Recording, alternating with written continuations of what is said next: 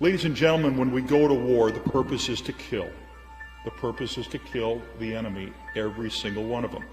The United States made a deliberate decision that they would use depleted uranium munitions, as they're called. In 1990, when I was deployed to the Gulf War, I didn't know a thing about depleted uranium munitions.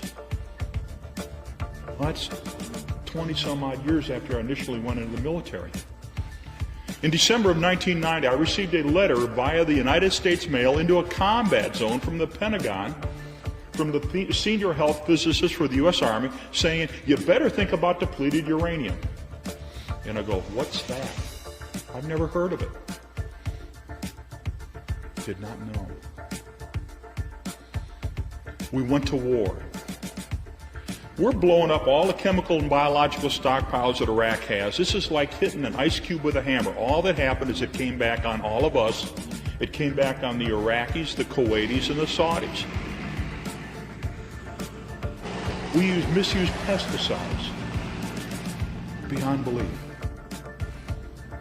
Toxic industrial chemicals. You're moving a city, a giant military force, and they have to use all of that stuff. So all that stuff was released and came back on everybody. During the Gulf War,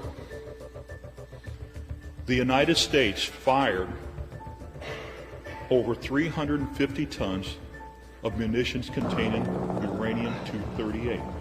350 tons.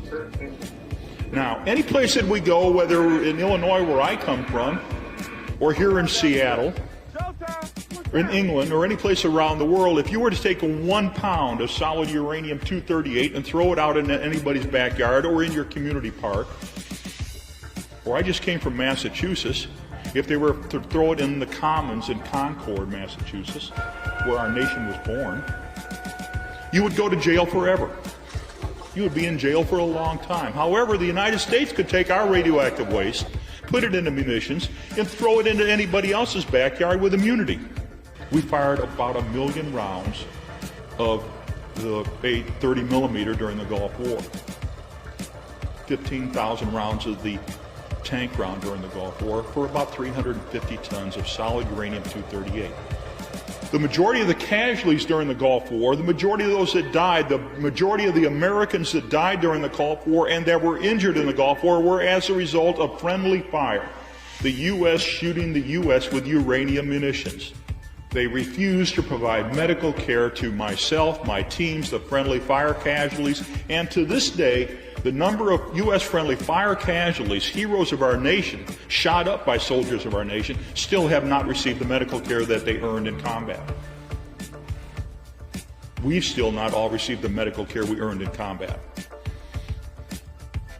Myself and our team got sick within 72 hours, much less the friendly fire casualties.